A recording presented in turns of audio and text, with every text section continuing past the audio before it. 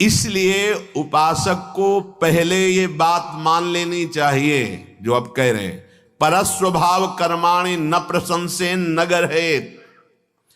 कोई चाहे जितना शांत और अच्छे स्वभाव का हो तो हमें प्रशंसा नहीं करनी। क्यों? अगर किसी की प्रशंसा की तो किसी की निंदा कर देंगे कि ये तो बहुत अच्छा साधक, और वो उदाहरण में देना पड़ेगा। जहां उदाहरण दिया आप अपनी स्थिति से भ्रष्ट हो जाएंगे। ये बड़ा सूक्ष्म विषय है। किसी की भी तुम यदि निंदा करोगे तो वो दोष तुम में भयंकर रूप से जागृत हो जाएगा, परास्त कर देगा तुम्हें। बहुत बहुत अनुभव की भी बात है, शास्त्र सम्मत बात है। अगर आपको इस माया प्रपंच के दलदल से निकलना है तो वाणी को मूक बनाना पड़ेगा, कानों से बहरा बनना पड़ेगा, देखते हुए भी आंखों से अंधा बनना पड़ेगा। ये तीन बातें समझ लीजिए। देखते हुए भी अंधा बनना पड़ेगा, सुनते हुए भी बहरा होना पड़ेगा, और बोलते हुए भी मूक होना पड़ेगा। तभी आप निकल पाओगे, नहीं फंस जाओगे। अगर आप किसी को देखते हैं और उसमें दोष दर्शन करते हैं और कहीं उसके दोषों की निंदा कर देते हैं तो आप लिख लीजिए, वही दोष भयंकर रूप से आपके हृदय में जागृत हो जाएगा।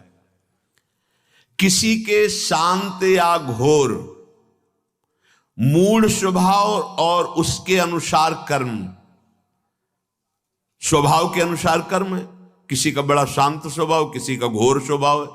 कोई शास्त्र सम्मत कर्म करता है, कोई शास्त्र विरुद्ध कर्म करता है। शास्त्र सम्मत कर्म करने वाले की प्रशंसा नहीं करनी और शास्त्र विरुद्ध कर्म करने वाले की निंदा नहीं करनी।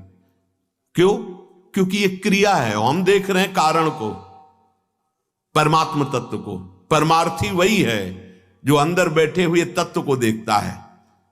तभी महाप्रभु हरिवंश चंद्र जी ने कहा, ये क्रूरा अपिपापिनो न च सताम संभाष्य दृश्याश्चये सर्वान वस्तुतया निरीक्ष परम स्वाराध्य बुद्धिर्मम। वो क्रूर है, पापी है, नीच है, संभाषण योग्य भी नहीं, ऐसे आचरण करता है।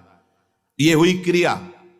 लेकिन मेरे राधा वल्लभ लाल उसके हृदय में विराजमान पक्का स्वाराध्य बुद्धिर्मम, ये है कारण, परम तत्व कारण।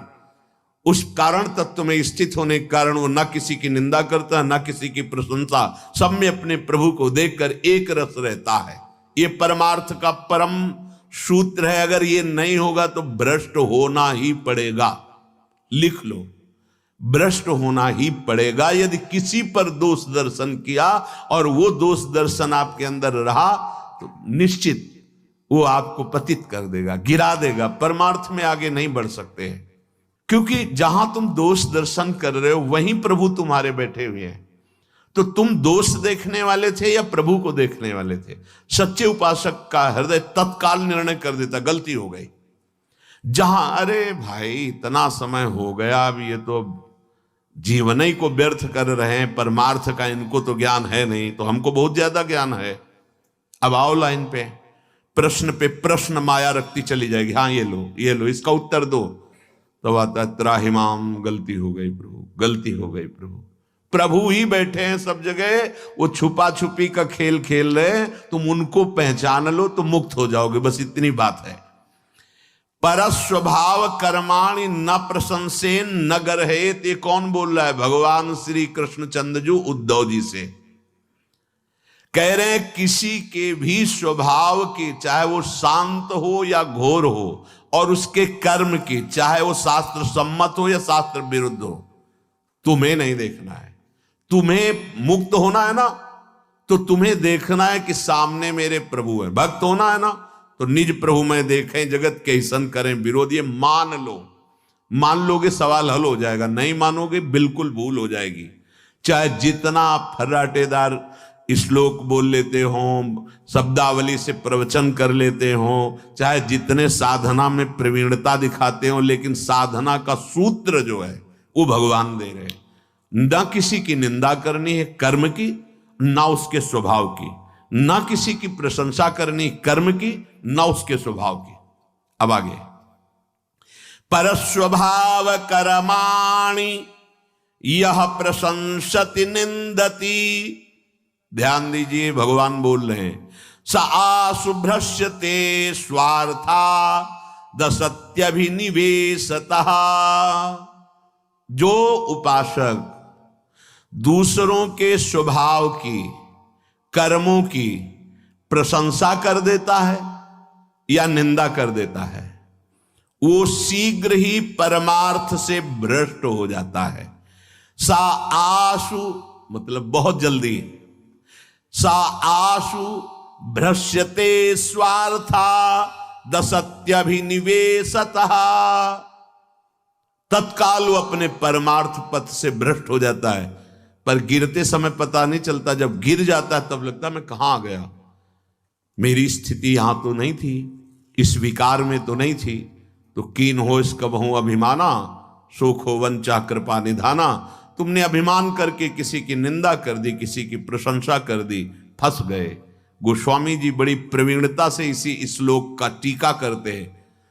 सुनहु तात मायाकृत गुण अरु दोष अनेक, और गुण या उभय न देखी, देखी सो अविवेक। हे तात, माया के द्वारा कुछ गुण रचे गए हैं, कुछ दोष रचे गए हैं। सबसे बड़ा उपासक का गुण यही है कि ना वो किसी में गुण देखे, ना किसी में दोष देखे। अगर वो गुण दोष देखता है तो यही अविवेक है, अज्ञान है। वही बात भगवान यहां संस्कृत में बोल रहे हैं। परस्वभाव कर्माणि यह प्रशंसति निंदति, जो दूसरे के स्वभाव की या कर्म की प्रशंसा या निंदा कर देता है। सा आशुभ्रश्यते स्वार्था दसत्यभिनिवेशतः, वह अपने परमार्थ साधन से भ्रष्ट हो जाता है, गिर जाता है। क्योंकि जहां उसने प्रशंसा की तो या निंदा की तो सत्यत्व बुद्धि हो गई कर्म और स्वभाव पर, जबकि असत है ये बात। ये कर्म असत है और ये स्वभाव असत है, क्योंकि हर स्वभाव की रचना सतोगुण रजोगुण तमोगुण ये गुण से होती है। जो कारण शरीर है वो इन गुणों से, सतोगुण रजोगुण तमोगुण, इन्हीं से उसकी सृष्टि हुई स्वभाव की। तो ना किसी के स्वभाव की प्रशंसा करता है ना वो निंदा करता, क्योंकि जानता है गुणों के अनुसार है। जो निंदा करने की चेष्टा तो घोर स्वभाव है, अशांत स्वभाव है, मलिन स्वभाव है। अच्छा स्वभाव है तो हम स्वभाव को लेकर नहीं, हम तो परमात्मा को लेकर के बात करने वाले हैं। तो अंदर में विराजमान प्रभु, प्रायः खींचातानी, लड़ाई झगड़ा, निंदा स्तुति, इसी में फंस जाते हैं हम। ये धर्म है, ये अधर्म है, ये लड़ाई झगड़ा इसी विषय को लेके करते हैं। सच्चा उपासक वो है कि सब में अपने प्रभु को देखकर शांत हो गया है। कोई अगर उससे प्रश्न करता है तो उसका उत्तर है, अन्यथा अपनी तरफ से सब में वो भगवत भाव, न किसी से द्वेष, न किसी से गुण का संबंध।